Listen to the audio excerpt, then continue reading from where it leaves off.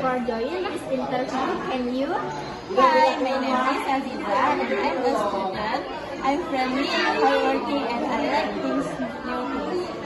Nice. So what does your daily routine look like? Well, I usually wake up and early get ready for school. After school, I do my assignments and sometimes I practice my hobbies. And in the evening, I relax, listen to music, or spend time with my family. So good. What is hobby you enjoy the most? I really enjoy sport because it helps me relax and express myself. What is so main thing you feel for it?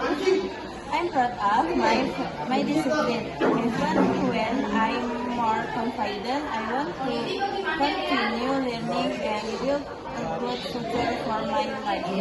What is your goal for the future?